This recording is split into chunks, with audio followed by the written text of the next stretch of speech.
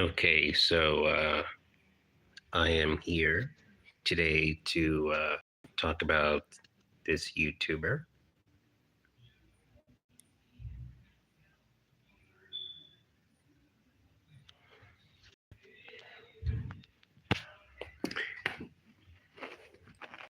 Her name is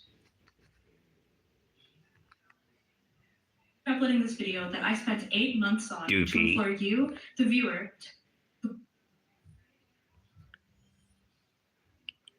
And she has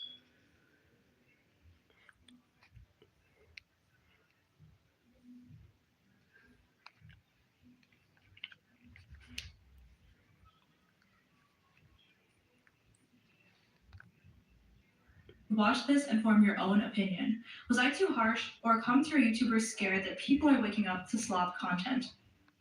My commentary recommendations recently have been feeling like such nothing content. Overconsumption is bad.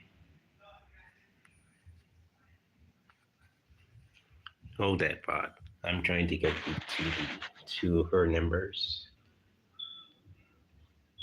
And this no can't. Imagine it's lunchtime, and much like a medieval king seeking entertainment, you open up YouTube recommend. Let me pause. There we go. Okay.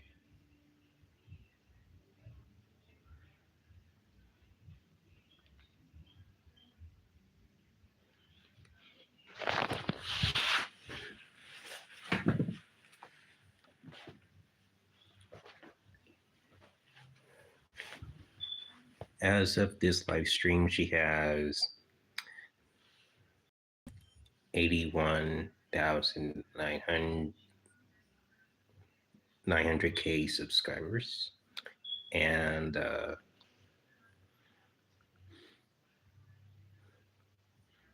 you know, she is a small commentary YouTuber.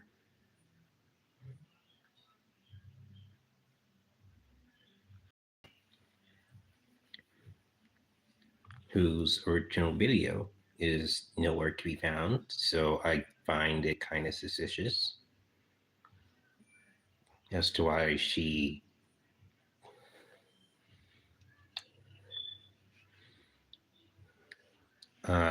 didn't upload the original video that she claimed to remove a career that she featured on.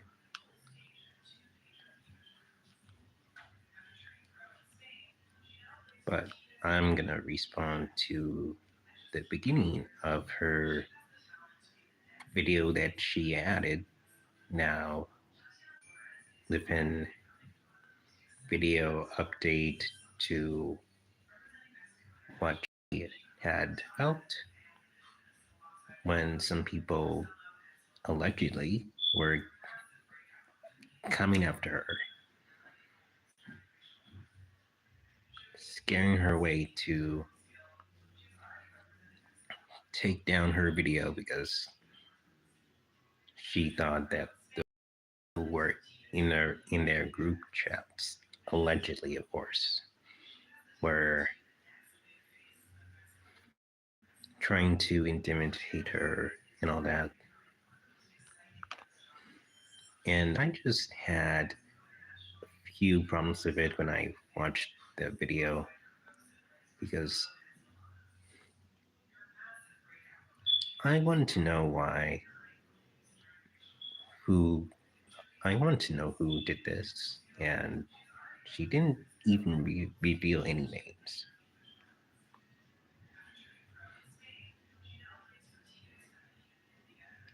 So I'm gonna respond to those.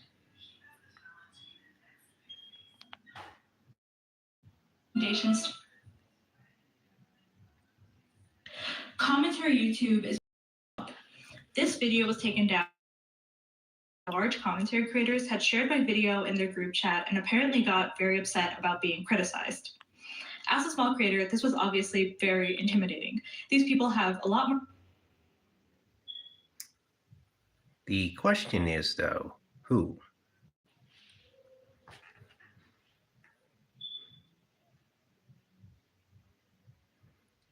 why are you not naming names? Like, the whole point of doing commentary is to name names, not to hide names. You're not a journalist, you're a commentary YouTuber. You are supposed to reveal who is attacking you. Like, I get it if you were like low-key threatened by an actual murderer, right? But you are not being threatened by a murderer.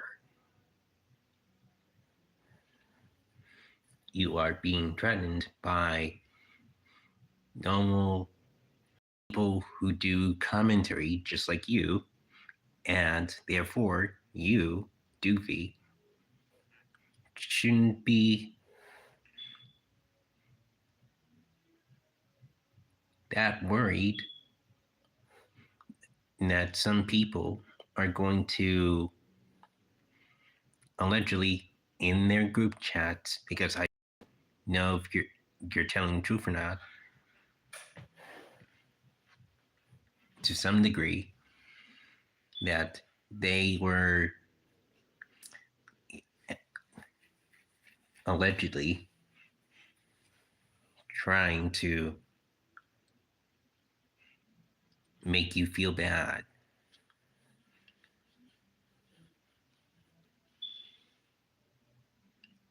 So I don't understand why you cannot name names. You should name names. That's the whole damn point of commentary.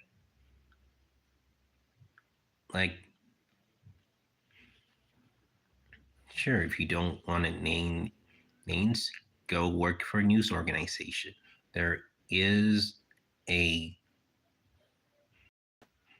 reason for journalists not to do that.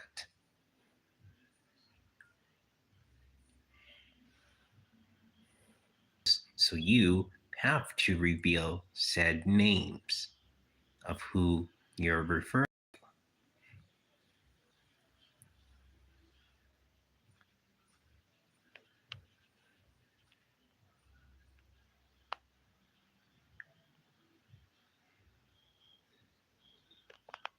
More money, connections, and followers than I do. I was asked to change my thumbnail. I was even asked by a featured commentary creator to unlist the video at only 3,000 views. I'm uploading this video that I spent 8 months on to implore you, the viewer, to watch this and form. Okay. If Sanji Sharma, which I think the majority of YouTube users from your comic section, if I can pull that up here, as well as any other video that talked about this,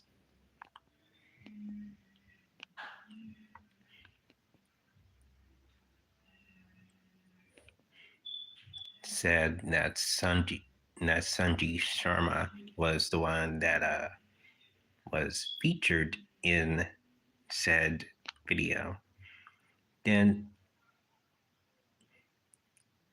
it would make a lot of sense as to why he would tell you to unlist the video.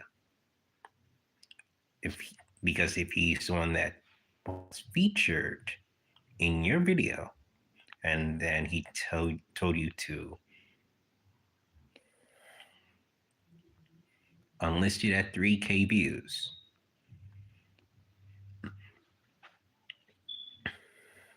then I want to hear from the man himself as to why he told you to do that.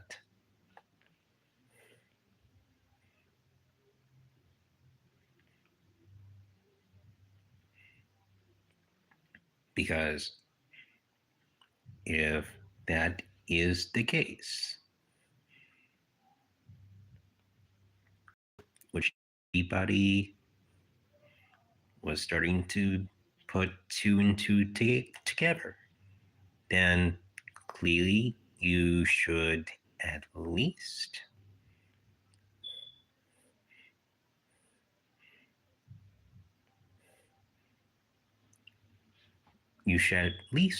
kept the original video up already, because you already had 3K views.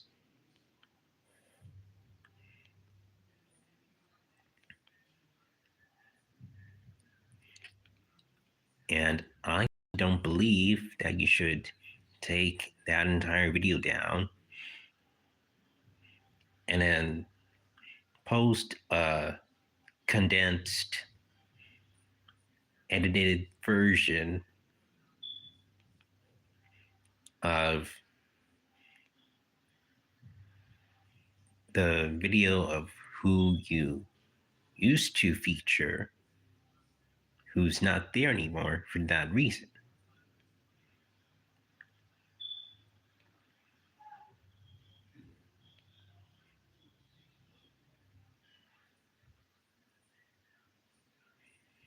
Like, I literally saw the original video from Doothi not even 1 week ago. It was like 5 days ago, before the re-upload one came up. When I saw that video, it had that different thumbnail, and I was gonna watch it 3 to 4 days later.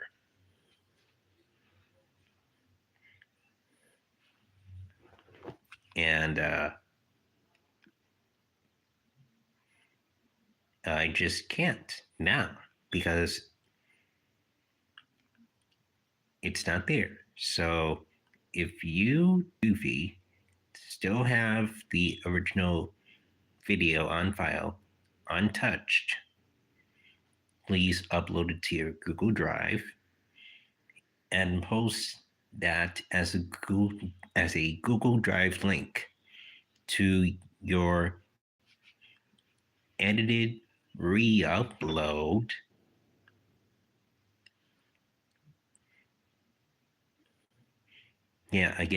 edited re-upload, because this one is edited and it's not really a re-upload video,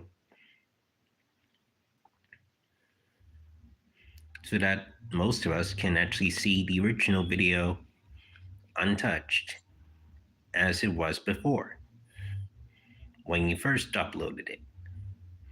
At the very least, I would really like to see why you removed Sanjeev Sharma from your video.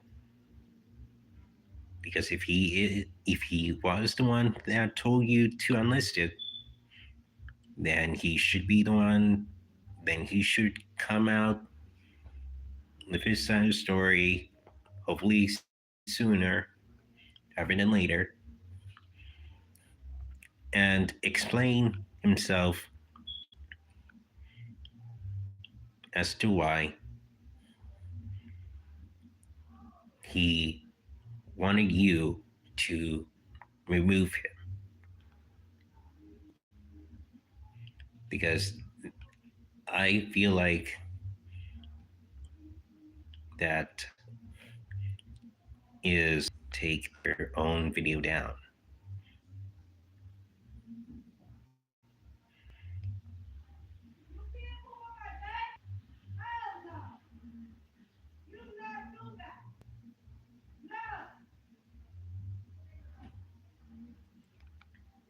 Do a better job naming names, because that's how commentary works. You don't need to hide the people's names, even if you allegedly get scared of them.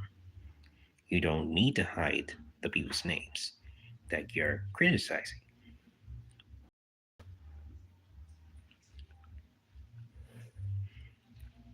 Like, that's the whole point of doing commentary. And as a small commentary YouTuber myself, I do not hide names. I show them. I show the names, and that's it. I don't care if they are a YouTube content creator, a TikTok creator, or a Twitch streamer. I show their names. I even show the names of the internet users, like these from your comments.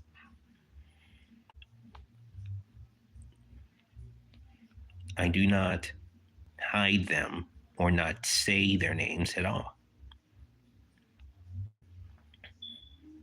I show and I do say their names. So if you really want to be very good at commentary, you have to say the names of the people who you're criticizing, that you're referring to.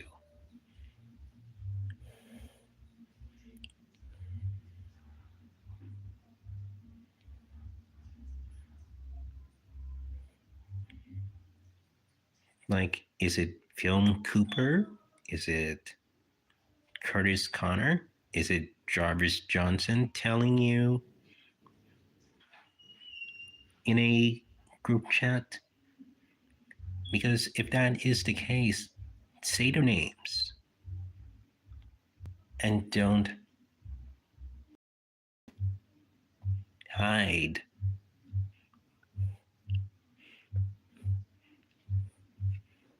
from not saying their name in their video.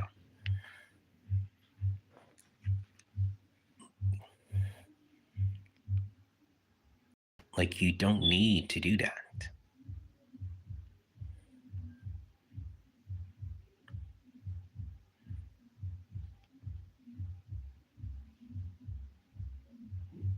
You really don't. You just don't need to do that.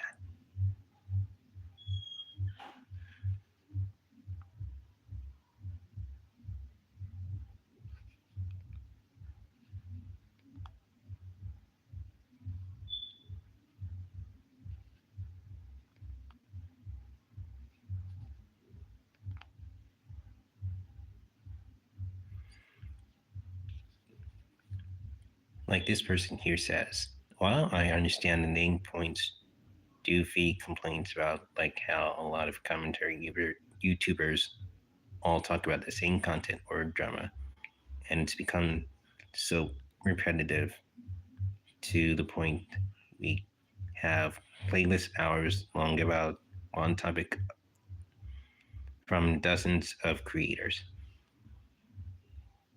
I kind of like that about the commentary community. Not all of them are going to have the same opinion on a topic.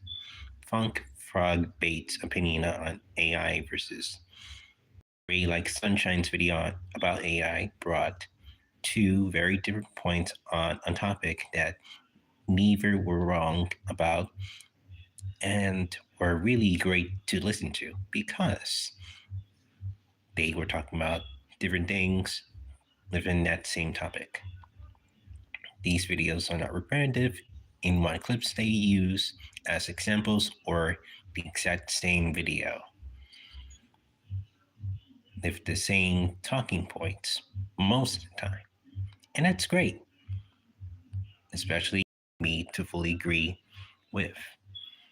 Most of the time, I'm not watching these commentary creators because I want some long video essay about the meaning of life or a deep intellectual piece like she says in the beginning of the video. Sometimes I just need some background noise to listen to while I clean or play video games. And the best thing to put on isn't some hour-long dissemination about a serious topic, but chat talking about some insane TV show she watched.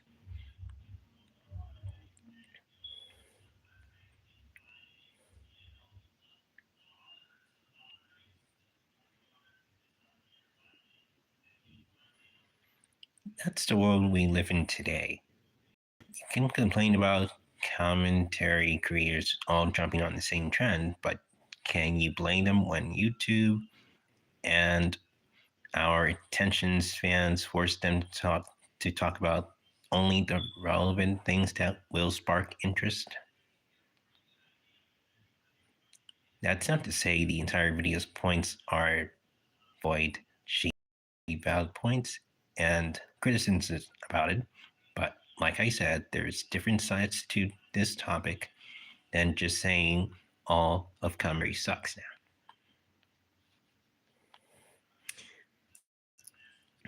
Exactly.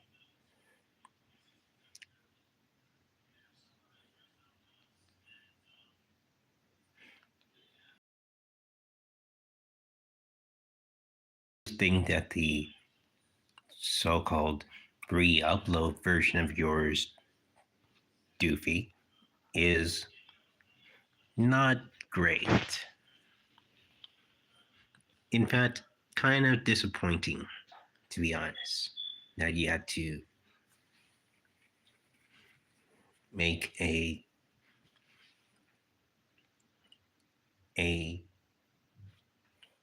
re-edited version instead of just re-uploading the original as you intended to do, or as you should have done. I mean, that is like the whole point of an actual you're supposed to re-upload the original one as is. This isn't technically the original one. You just added something to the original video that you made already for 8 months.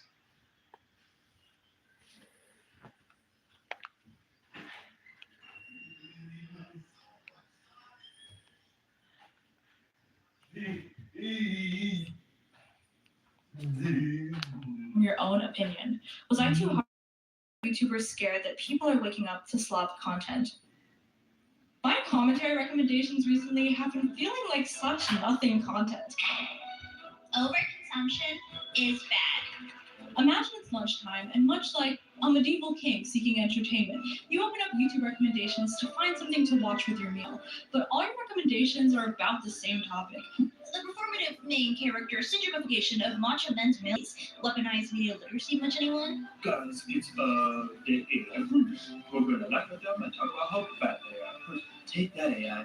It all feels like the video was identical and no one is saying anything anymore. The TikTokification of the bizarre deep dive implication rabbit hole retrospective. TikTok bad. AI bad. Influencer bad. It feels, dare I say, corporate, and that's why capitalism is not good. Anyway, today's sponsor is a scented water bottle subscription service. So join me as I break down the slow, painful YouTube and deep dive this era I call "There's Nothing Left to Say, Please Shut Up."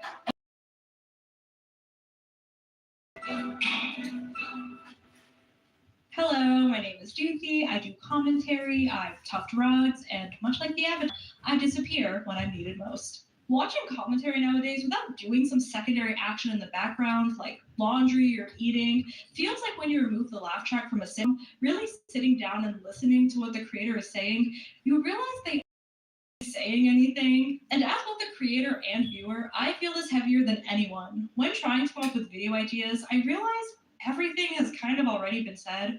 Ozempic is bad, plastic surgery is bad, AI is bad. Any video idea just felt like I was contributing to this collective whining on commentary YouTube. I'm sure we've all come across some video that promises to be some grand intellectual piece about the ification of an industrial complex, perhaps, but it ends up just being more reaction meme, surface skimming, lighthearted commentary instead of actual substance. I want to highlight a video that I think is a good example of this, and it's a classic overconsumption bad video essay. It's called the viral Kendall Jenner tank top. The Kendall Jenner viral tank top. It's just a white Hanes tank top. This white tank top, that's the trend of the summer, according to TikTok. And you needed Kylie Jenner to put you onto Hanes tank tops. You needed a celebrity influencer to put you onto the concept of a tank top. I noticed that the creator wasn't really saying anything of substance, but just playing TikTok the same 4 talking points over and over again. And the reason I chose this video is not to drag this creator specifically, but it's because he said something really interesting twice throughout the video.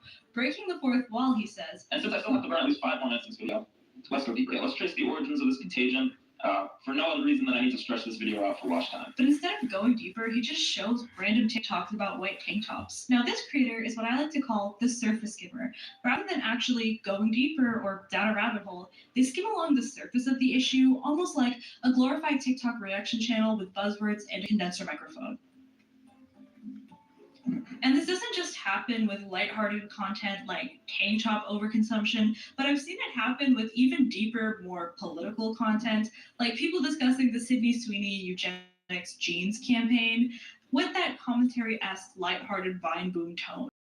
This inability to cover topics, whether it be Kendall Jenner's tank top or political dog whistles, with the depth and nuance they warrant, is not only a hallmark of surface skimming commentary content, but indicative of the lost art of rhetoric. Rhetoric is a skill taught to us in English classes, defined as the art of effective or persuasive speaking, use of compositional techniques, figures of speech, and the rules of rhetoric, not to be confused with the rules of rhetoric. In other words, rhetoric is our ability to take these silly TikToks of Kendall Jenner, our complex thoughts and emotions on the subject, societal trends, and synthesize all of that into a comprehensive, persuasive piece that says something of substance. Like writing a quality essay in school, it's a real writing skill. A rhetorical piece takes time to write.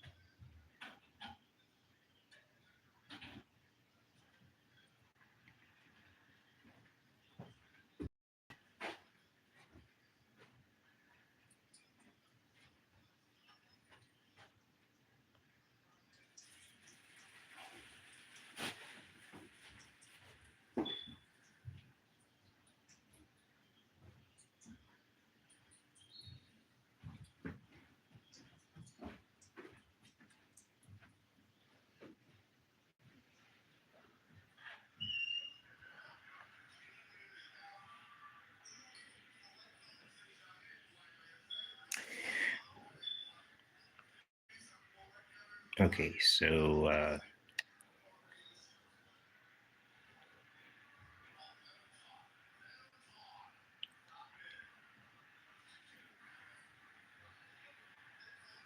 yeah, I kind of agree with the definition of rhetoric there, but it was also kind of ironic now for Doothi to include additional video to her original one now of her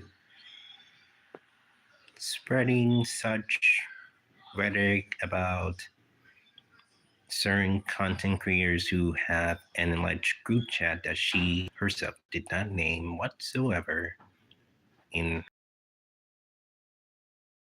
She never ever even said anything in her original video. So I don't get it.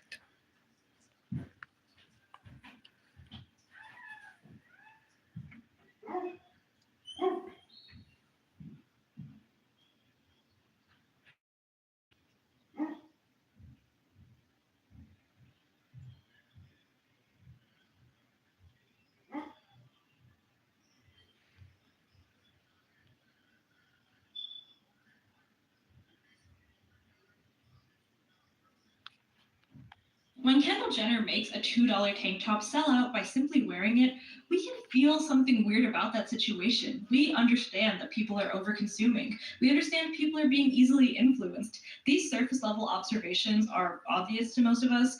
That superficial feeling of something being weird, we've lost the ability to go deeper and interrogate why, what something like this entails, what this relates to. Not to be Jaden Smith on Maine, but oh my God, can we talk about the political economic state of the world right now?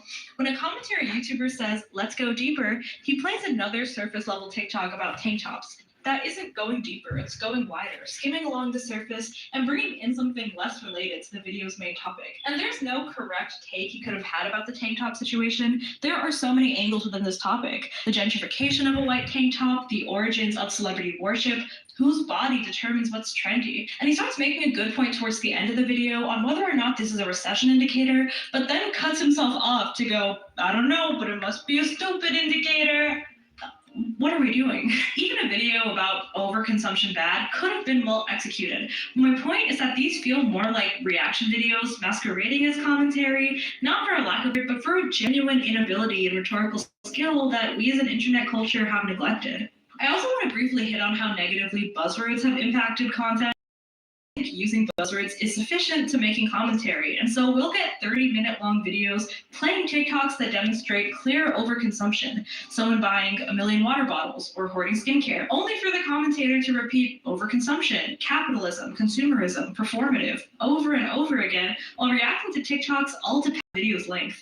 These buzzwords almost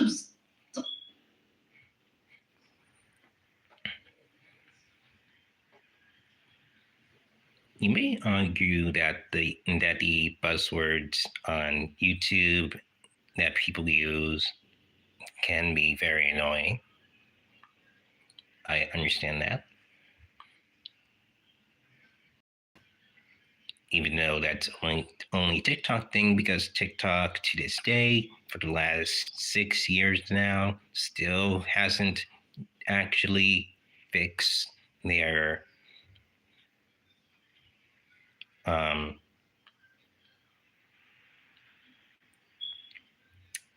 moderation system.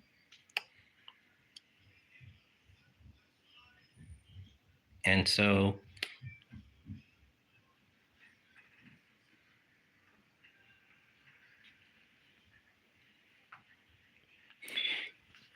anytime a content creator wants to use watered down words, let them. I don't see an issue with that. I don't see an issue with that when it comes to TikTok, at least.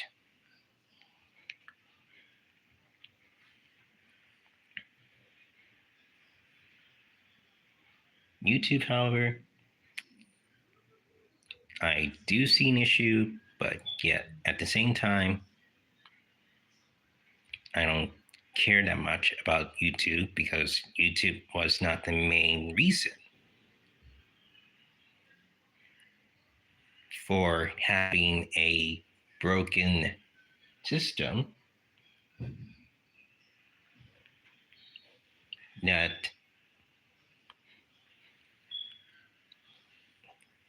its employees refuse to immediately resolve and fix over time.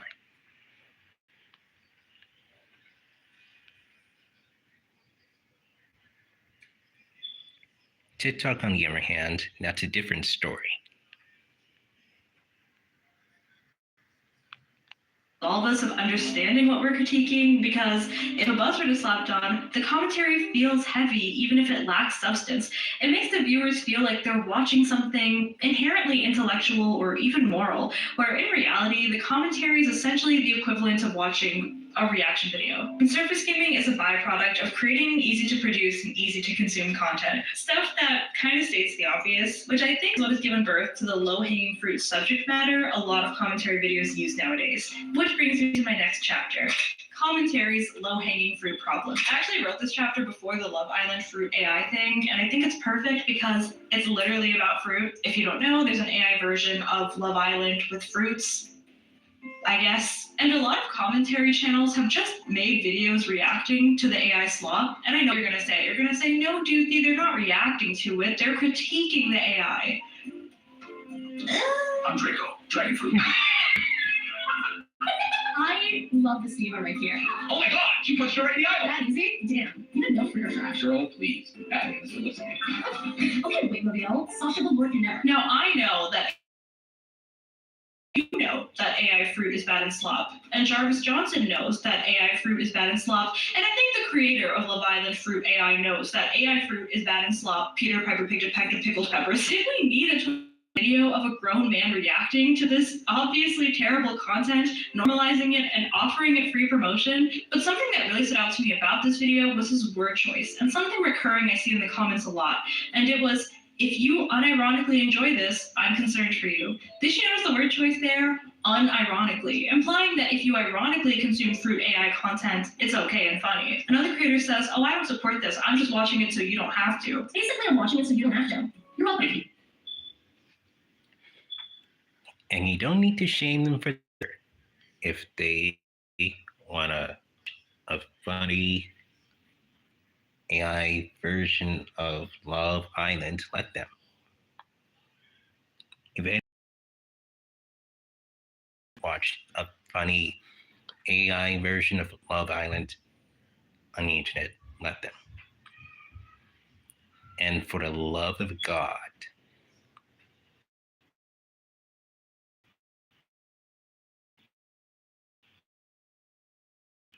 can we please stop calling everything slop? Can we please stop doing that? Can we all, as a human society, stop saying that everything is slop? Or calling everything slop? Can we, as a society, stop doing this? Like, this is annoying. The word slop has been overused so much now. It has been 3 years to this point.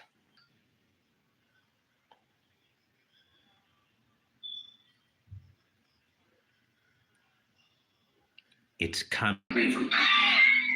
But none of us have to watch it. It's gonna be okay. A common theme on my channel is when is it no longer satire, but reacting to fruit AI for 20 minutes, explaining to the audience who grapehead are, laughing at a banana with 2 heads, that is slop content. We're all still watching the content. Just because we're watching and laughing at the AI in a snarky hipster way and never in 3 jokes about how it's 500 degrees outside, it doesn't make us any better than the people laughing at the content on TikTok. It's kind of like if a store is being boycotted, so then you go to the store and buy a bunch of items to review them and then say you hate them, but you still supported the store and you ate the entire sandwich. I'm gonna hold your hand when I say this, but if you consume fruit AI through a commentary YouTuber, congratulations, you watched Love Island Fruit AI. And of course, there are valid commentary videos on it that don't spend time reacting to AI and being shocked that AI looks like shit and laughing about it. Maybe commentary on mimetic warfare and using humor to normalize industry-destroying technology. But pretty much every commentary video on this is the epitome of low-hanging fruit. Did this need to be a video? And again, these are commentary creators that I watch, and I know they use their platforms for a lot of good causes. I can tell you with confidence that they're anti-AI art, but this React content doesn't sincerely convey that, which is my problem. And we see cracks in this quirky commentary, everything's a joke persona on Jarvis Johnson's podcast, where while he's still reacting to AI fruit, he has the self-aware moment admitting that he might be a cog in the machine of this algorithm-maxed content. What the algorithms have wanted for so long. Exactly. Like, that is what I'm doing when I'm publishing a video. I am a cog in the machine of continued consumption. And this problem is not just with Fruit AI Island. This phenomena happens a lot in commentary, criticizing something that is obviously bad and silly. Of course, a TikTok vertical drama is cringe and bad. Of course, AI slop videos are bad. You don't need to react to them. Of course, the book talk book named Daddy's Toy is bad.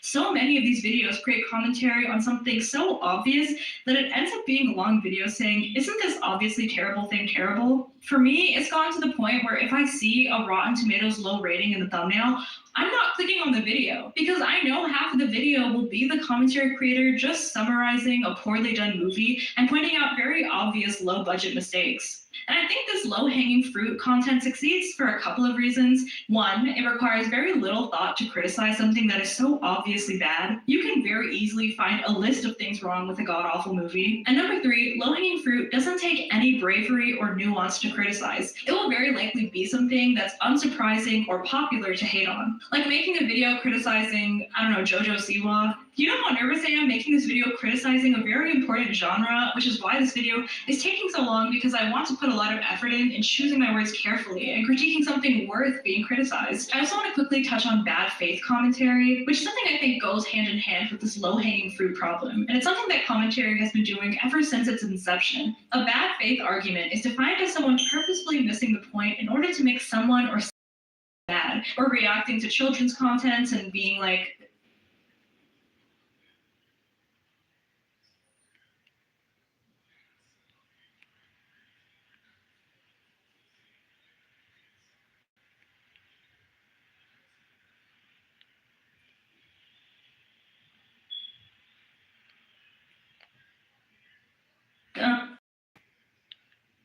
ever since its inception. A bad faith argument is defined as someone purposefully missing the point in order to make someone or something look bad.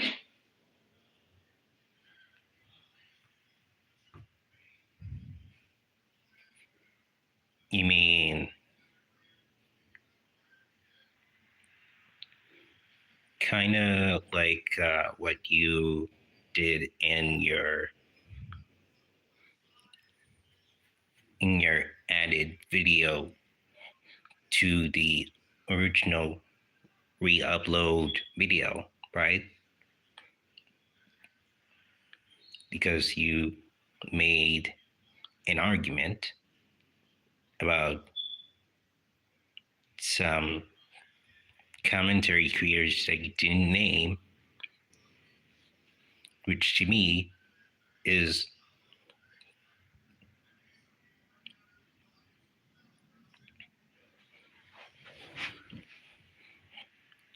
like bad faith.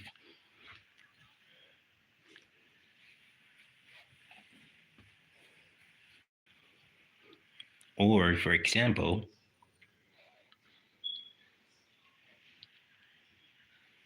the tank top guy, aka Marc Insco, you made him look bad when you included him in your video for at least like what, 25%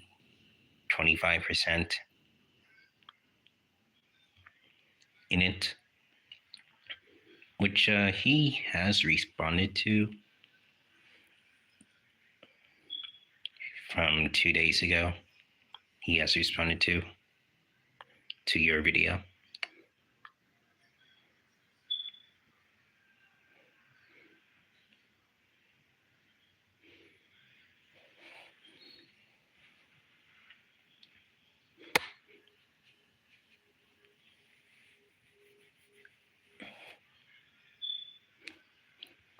I think you purposely try to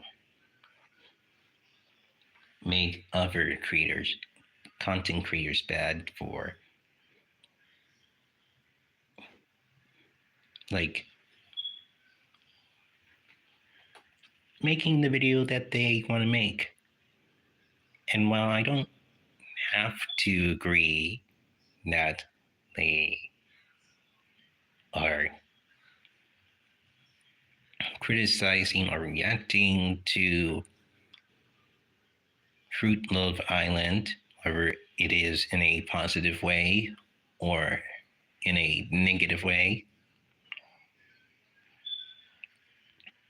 which most people are probably doing by now.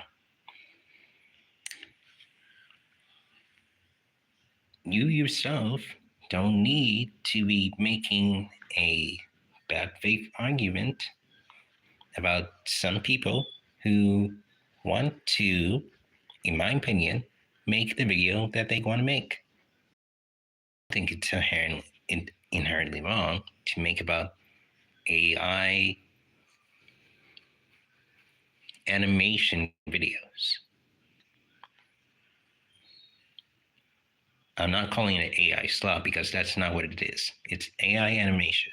Let's stick with the facts here as to what it actually is called.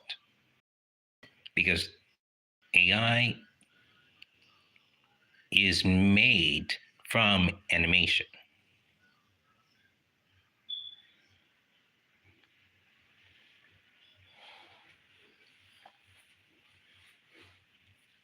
It's not just made from,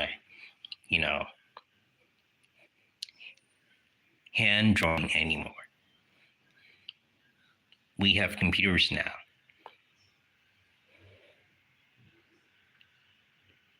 And once you make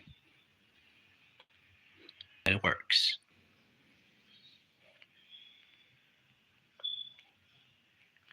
Or reacting to children's content and being like, this children's content is kind of childish, guys.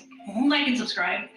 This style of commentary is what I call not for you or bad faith commentary, where the commentator will react to something clearly not made for them. Children's content, spicy books, romances made for teen girls, and pick it apart almost hyper literally. An example of this is Jake Doolittle, a grown man going to a Kids Pop concert and laughing at how silly and childish it was. Yes, Jake, because it is for kids. With a Z, it's in the name. It is not called Grown Men's Bop. That sounds like a TikTok house that, frankly, I would not want to be involved with. But it almost reminds me of Ben Shapiro reading the lyrics to WAP and taking everything hyper literally. A bucket animop sounds like a medical concern to me. And not to be your English teacher again, but this is a skill they taught to us in English classes. I think they taught it in 5th grade. Audience analysis. We would read an article about making a peanut butter jelly sandwich and then answer the question, who is this for? Who is the intended audience? There's a difference between making criticism and being a snarky contrarian, purposefully missing the point. And I think this intentionally clueless personality that commentary creators adopt is indicative of this mass wave of ironic culture. Which brings me to my next problem with commentary content. Irony poisoning. But this is the problem I notice in commentary where creators will just embrace this unserious ironic persona where they're just a silly, goofy guy. And they know their content isn't that good, but they're just...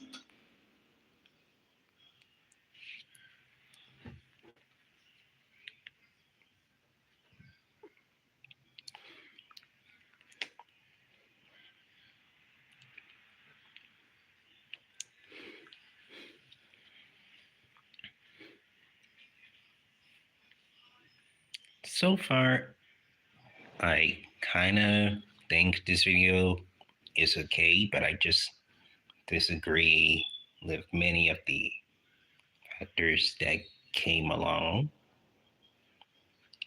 with the criticisms that Doothi has been giving out.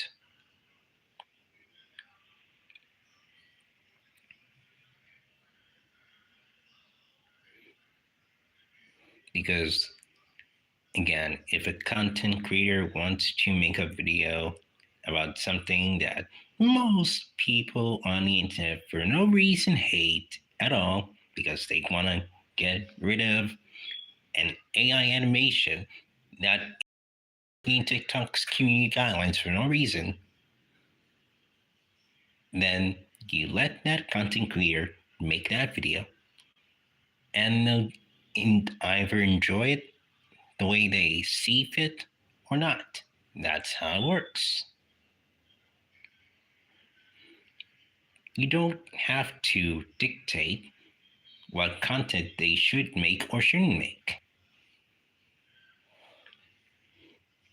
Even if they want to watch it themselves, because no other viewer of theirs has to.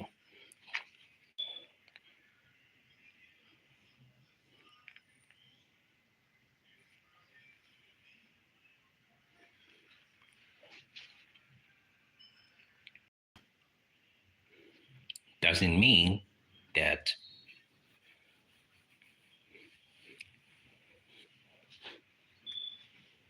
these content creators that you're trying to criticize shouldn't make a video that they don't want to make. when they are making it because they actually want to make that video.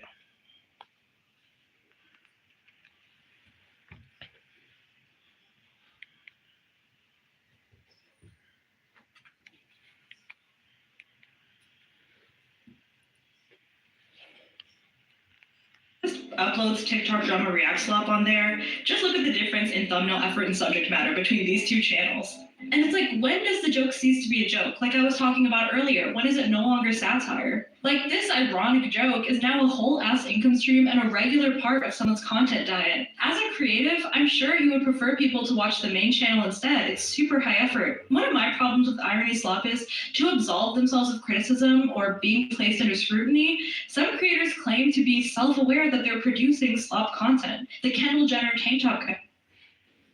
I think Pinely's content is great. And if he wanted to make videos on his second channel called Evil Pinely or something like that, let him make it. I do not give a rat's ass about it. I just don't.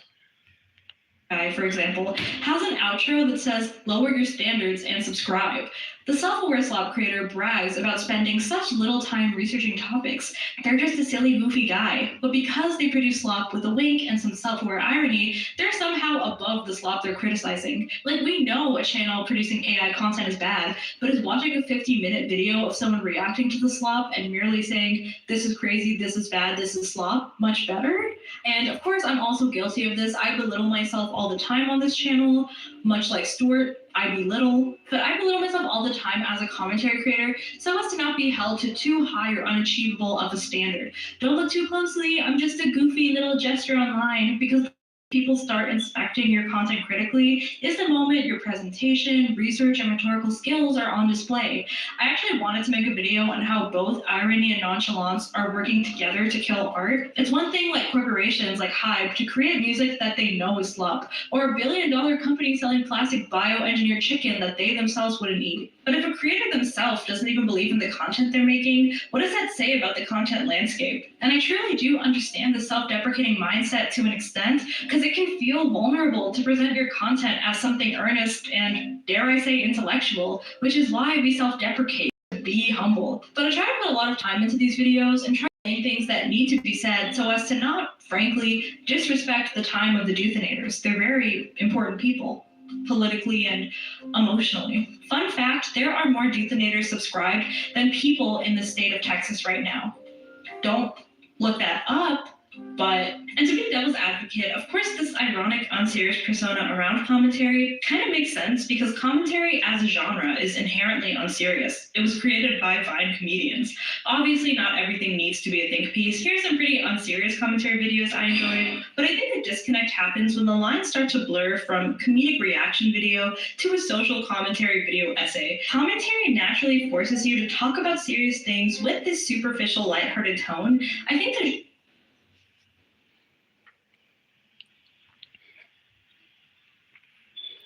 Actually, I think commentary happened way, way back before Vine comedians took over when Vine was shut down. Commentary did not exist in 2017. It grew in 2017, but commentary, YouTube commentary that is, existed since like, I don't know, the history of when Leafy is here used to do commentary since his heyday, probably around 2012 or 2013 or 2011.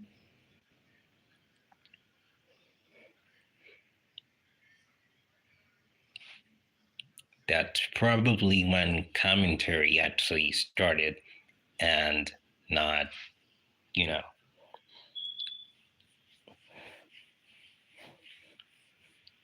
in 2017 by Vine comedians, okay? By former Vine comedians.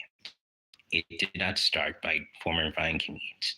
Commentary happened way before he got banned for doing 4 videos on Pokemon. And one of those 4 videos were not actually about Pokemon at all.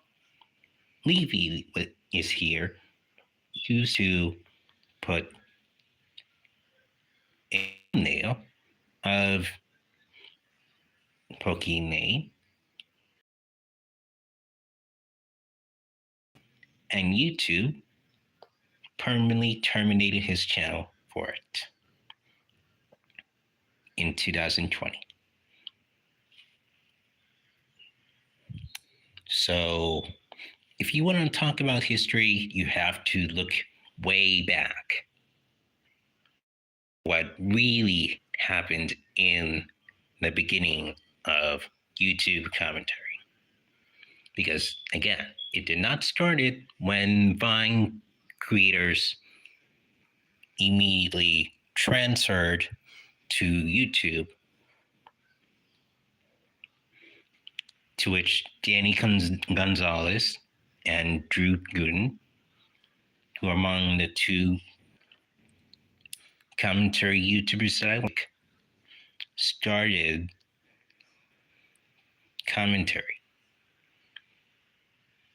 All right, so if you want to get this right, you have to start looking way back before they were in it. Because again, commentary did not start by Vine creators when they moved over to YouTube when Vine was shutting down. It was Leafy's here. That's where commentary, YouTube commentary began. So yeah, that's the history of it. You can look it up yourself if you don't believe me, but as someone who has been doing commentary for almost 7 years now, I know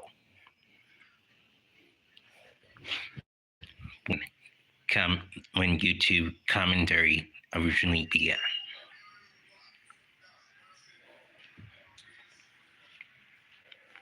Genre also suffers from the opposite problem, where people talk about something completely inconsequential like it's the most important thing in the world, which brings me to the next chapter, the TikTok dramatary creator. And this is a trend I've noticed, but whenever something mildly interesting happens on TikTok, there will be more identical video essays scrambling to cover it than physically possible to watch. Just speedrun a couple examples of this. Walmart made a heart-shaped cake and TikTok bakers got upset, so now there are nearly 3 hours of video essays breaking down Cakegate. There are hours of commentary on this influencer who used fake mascara and got divorced, ? One time, all commentary channels decided to make a video on a small business that sold an overpriced coffee mug for some reason. A girl on TikTok fell in love with her psychiatrist. Admittedly, the most interesting of all of these scenarios, but it was feeding commentary content for a while. And a weird Willy Wonka AI immersive experience that everyone felt the need to react to. It's a whole economy of commentary content that's just TikTok drama. It's like those scandalous stories are infinitely less interesting and about everyday people. It's no longer about celebrity secrets or pregnancies or secret pregnancies, but about a small business who made a mistake or a girl who got into a fight with her friend on TikTok. And it all just feels so formulaic and repetitive. For example, through the weird Willy Wonka AI event. But after this event, there were so many identical commentary videos recapping the situation in the exact same order, dissecting the same images. Every video ended with, "But the rabbit hole goes deeper, he used AI." And it's like, maybe not everything needs to be a rabbit's hole. I'd rather not go into the rabbit's hole, frankly. And this is not an "it's not that deep" argument. If you know this channel, you know it's always that deep for me. But these creators, for the most part, aren't making deep points. They're just recapping the drama with identical formats. Did we need nearly 5 hours of footage made about this topic? Someone could fart on TikTok, and within 10 hours, we would get 24 identical a bizarre deep dive into Mr. Shit video essays. So with nearly 5 hours of identical Willy Wonka footage, I sat down for 5 hours and watched a 4-minute time lapse of me watching Mark Lee edits. And I understand the appeal of this content as a creator. We are a very drama-oriented society. If I put a TikTok in the thumbnail of my video, I get a little spike in views, a little treat, if you will. But we're treating boring, regular people's drama as tea that we need to be involved in and dissect for up to an hour. And a lot of the time, it's clear that these creators won't even go to the source, but watch another drama video on the topic, and then say the same points in the same order. So these drama commentary creators are watching other drama commentary creators make drama videos about TikToks. It's kind of like how AI started feeding itself AI images, and then every image just got covered with this piss yellow tint. I think that's metaphorically happening on commentary YouTube. And this is why I think it's okay to not really make a well thought out research video about a random TikTok video of a random person talking about whatever random shit they're talking about in their TikTok video. I don't think it's a big deal. commentary YouTube may have been feeling lackluster for some people because everyone is saying the same thing in their news story, which are identical in editing style, thumbnail, and main points, down to the HelloFresh sponsorship in the middle of the video. And the identical nature of this content leads to commodification. Let me explain. It is now time for everybody's favorite segment, Doothi Explains a Business Concept. I mean, if people want to get YouTube sponsors, let them. I have no problem with that. Because she's a business major. Because unlike the memes on Twitter, business majors do learn real things in school. For example, sophomore year, we made towers out of dry spaghetti and marshmallows. And mine was the highest. A commodity is not just a good that you purchase, but it's defined as an item easily interchanged with a similar product for an identical consumer experience. By me, I wrote that definition. So table salt is an example of a commodity. You can't charge someone $20 for table salt because Costco salt and fancy French salt are pretty much the same thing. Gas is also a commodity. Gas stations have pretty much the same gas. Petroleum jelly, these things are all commodities because people are more concerned with buying the cheapest version possible than the item's quality. So because you can't charge someone a super high price for an easily substitutable item, the price gets driven lower and lower because sellers know that we have identical options to choose from. The same thing, in my opinion, is happening with these TikTok drama commentary videos. It's content commodified. They're goods that we as customers are consuming that feel identical to one another in points, style, packaging, arguments. The viewer gets the same value from each of these uploads. They're easily interchanged. So based on what I just told you about commodities, you should expect a consumer to go with the cheapest possible option. So what is the cheapest option when it comes to commentary content? And I think the answer to that is the most distracting option. Consumers are trying to get the best value for their invested time. And so of all these identical videos, they choose the one that distracts them the most. Through more aggravating, snarky, false rage, through more overstimulating editing, and on the side of creators, if something becomes commodified, sellers try figuring out how to manufacture it as cheaply and seamlessly as possible. The time and resources put into each video sinks lower and lower until each creator perfectly follows a template that is simple, unnecessarily long, and shallow. Am I sounding too harsh? It's the Timuification of content. Dare I say, being a commentary YouTuber nowadays sometimes feels like pollution. I also noticed TikTok dramatary creators always act super mad and morally outraged at random people in their videos. I want to highlight a video that I think summarizes this problem really well. Just watch the supercut. To just act like a total fucking brat, brain to terrorize people and try to ruin people's careers, like a coward, little crony. Okay, oh my god, these people, they disgust me. Like, they're really disgust me. Now, what do you think she's talking about here? Leave your guesses in the comments below. I'll give you 10 seconds. I'm kidding. That would kill my retention. She's talking about a bride who removed her makeup on her wedding day because she didn't like it. See how 10 seconds? This video about TikTok drama is nearly an hour long. An hour of calling the bride, saying she's terrorizing people for removing makeup? This creator's whole account is dedicated to dragging entitled influencers and Honestly, I can get behind that. That is genuinely a noble cause that I support. To a certain point, there's only so much you can criticize before you beat the dead horse, bring the horse back from the dead, and beat the glue. Because horses turn into glue. Deep cut reference. For the horse fandom, what am I saying? It's this weird artificial outrage over strangers' lives. We're not supposed to be this directly involved with the petty drama of randoms. Her video could have been a broader conversation about small businesses and the ethics of public reviews, but all these TikTok dramatary videos hyper-focus on recapping and dissecting a single situation from a surface-level, drama-oriented perspective. And watch these influencer takedown videos. Like this YouTuber Hannah Alonso has a series called Influencer Insanity, and she researches her videos really well. She reaches out to firsthand sources, but I can't help but have this weird feeling after leaving a video like this. Like I just spent an hour listening to a deep dive of this influencer that I've never met and why she sucks, why ragebait is ragebait, and why ragebait is bad. And it's like, I could have maybe not listened to this, but in the moment, a good takedown video like this almost puts you in a trance. Something about it is so satisfying. But these videos thrive off of what I call the peanut gallery effect. If you don't know, the peanut gallery is a term from the 19th century referring to seats in a theater.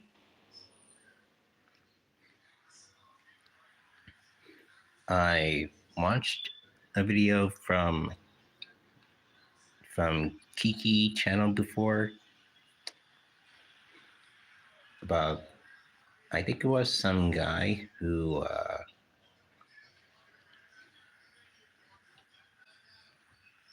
was allegedly begging money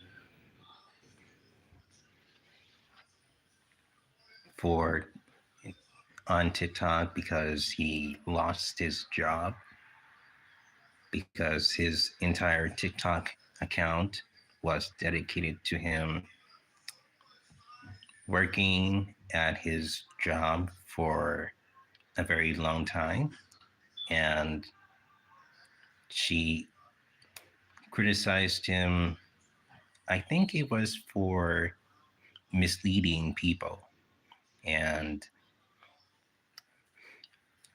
you know, I have a problem with content creators who mislead their own audience, because the content that they originally made from was from, you know, what they started originally as in the first place. So I do kind of get that.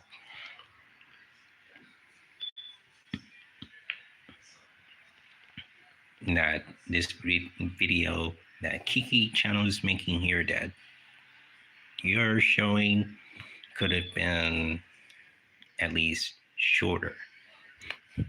But at the same time, do I really give a fuck if Kiki channel makes an entire long 1 hour video or 2 hour video of a simple TikTok video that she's making? No, I do not give a fuck about it.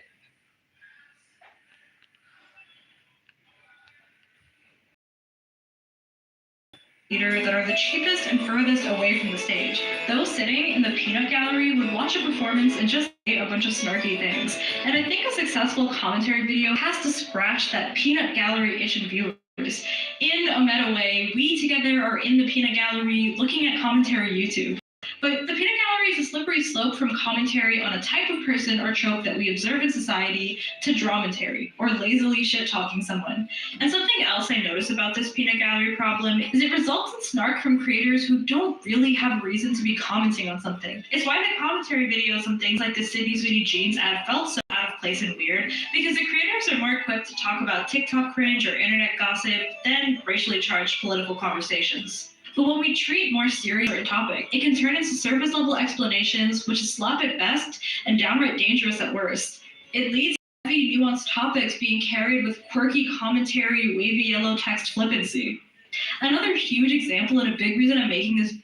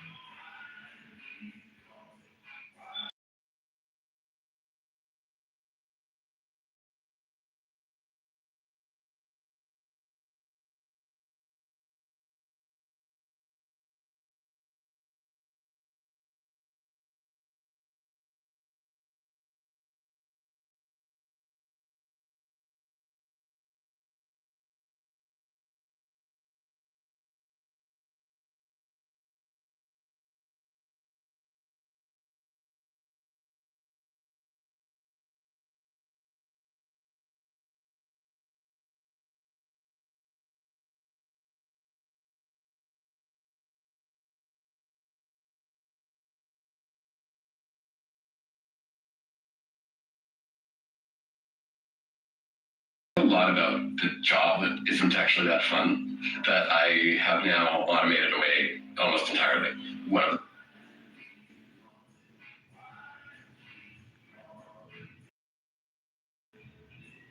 I'm making this video is book talk commentary. A lot of book talk bad videos are coming from people who don't even read. Yes, book talk has an anti-intellectual problem. Yes, people are reading a lot of slop on there, but there are commentary creators who haven't read a book in years, only to make videos clowning book talk girlies, and it will oftentimes bleed into misogynistic territory. These commentary channels clearly don't really care about preserving the art of true literature, and clearly don't care about thoughtful content consumption based on what they're producing, but they're just riding the wave of making fun of girlies under the guise of some moral cause. And I will die on this hill, but slop about book talk can oftentimes be just as bad as book talk slop. I think this aspect of credibility is missing in a lot of commentary content. If Gabby Bell makes a video... Yeah, I kind of agree that the unnecessary criticisms about everything and anything in general, including book talk, needs to end for once and for all. I do agree with that. Cold-heartedly, I do. Like this shit in general has to stop. People have been unnecessarily criticizing for no reason for far too long. It has to end. It's 2026. It isn't 2013 anymore. Time to move on from that. Reviewing Charlie Puth's music course, I'm more likely to listen to her opinion because she actually produces music. If Meredith Nabokko is one of the many people criticizing a book talk author, I'm more likely to listen to her take because she's an avid reader. If there's a topic I feel like I can't bring at least some meaningful perspective to, I don't feel inclined to make a video. So that was the unabridged video that had upset the commentary creators so much. I think the criticism was pretty fair, but again, this whole video was supposed to be a message to the viewers. Transparently, these creators can make a lot of money setting a camera down, reacting to bad movies, dating shows, TLC, and TikTok drama. You are the consumer. You have every right to question and criticize the quality of their content. At the end of the day, they may not act like it, but they are rich influencers profiting from your attention, and influencer fatigue can apply to these people as well. Take a break from their content, and even take a break from my content if you feel it doesn't serve you. But a big theme on my channel is thinking and using your brain. If you like them as people, if it's what you listen to as you brush your teeth, and if you're burnt out from the news cycle and need some levity, commentary is fine. I made that point in my original upload. But you do have the right to think and the right to ask, do I have any problems with this? That's a right I'll continue to exercise, even if it ruffles the feathers of some commentary big shots. Because the reality is, their ad revenue, HelloFresh checks, and reaction income is at stake the more thoughtful you are with your consumption. And to any commentary creators watching this upset about my original video, wondering what my intentions are with this upload, I'm not trying to destroy or replace you or network with your enemies. I don't know where this idea that criticism is hate was. Criticism doesn't need some weird ulterior motive. My intentions with this channel have always been to create an audience of critically thinking people. I've been fighting irony, nonchalance, cringe, and above all else, brain off culture since my channel was born. If you don't like something, just keep it to yourself, just let people enjoy things, is probably the response I'll get from this, because as a commentary creator, you're incentivized to have people not question the content you're feeding them. It would be easier if the critics just kept things to themselves, but I'll continue to be the person who criticizes my favorite books, my favorite artists, and the genre that I'm a part of, because on this channel, it's always that deep. Now for the original feel-good ending that I had written before. So this video, Okay, I'm glad that she said all that in the clip she added to the now re-upload edited version. But you know, this could have been 10 times better if she just re-uploaded the original video instead of adding the additional clips to that video right there. At the very least, I would see who she originally collaborated with a certain someone,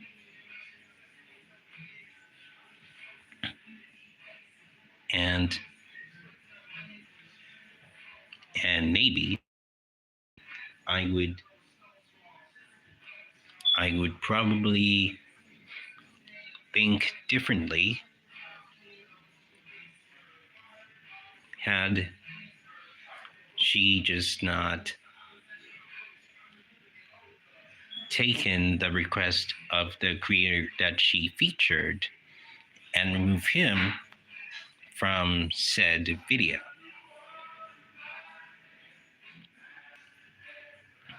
Oh no, I clearly think that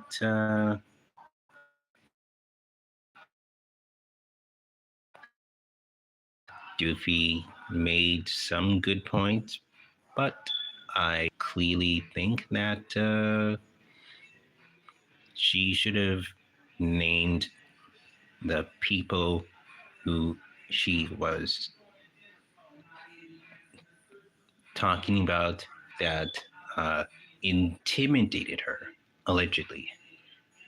Because if she was intimidated to take down the video, as well as being told by a creator that she featured, which would be Sanjay Sharma,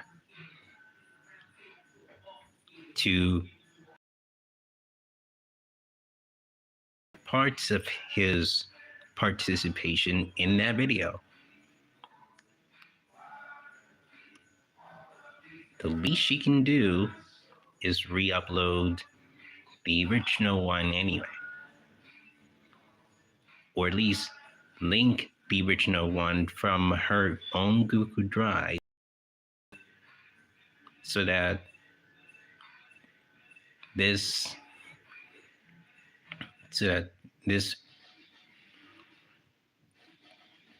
would make much more sense as to why she had no choice but to do that in the first place.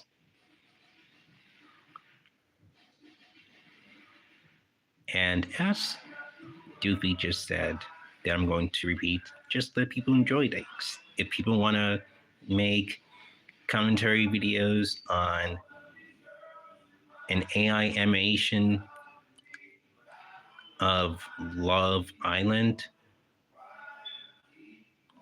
let them. It's not for you to decide who should or who shouldn't make. Everyone has the right to. You can't just force someone's freedom of creativity to make something else when they clearly want to make that type of video.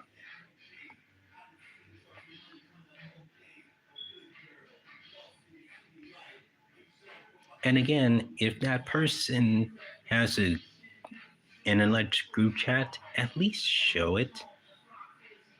If you're gonna make a re-upload edited video and not show it at all, because the least you can do is provide proof of who you're referring to.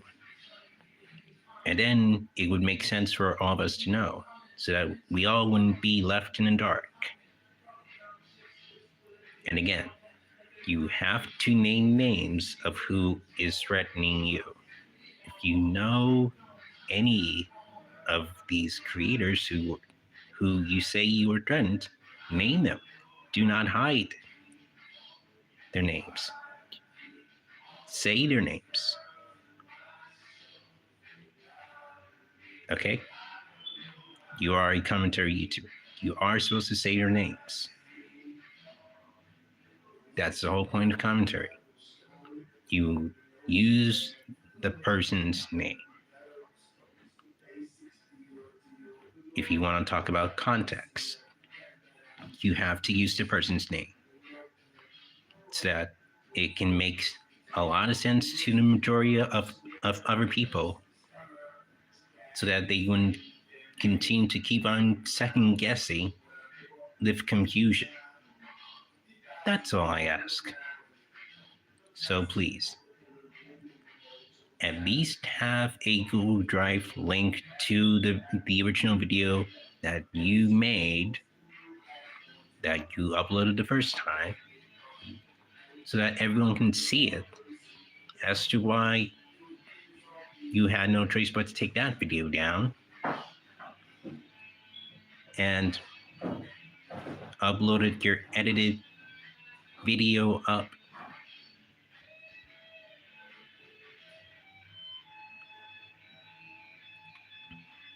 That's all. I would not have a problem with that if you just did already. So if you actually do that, that'll be great, because I kind of need to know the original video, the actual original video. And please, one more time, don't be afraid to name names. It's okay. You are not threatened by a killer of all people. You are only threatened by internet people who don't even live near you. So, yeah, name their names. Do that next time.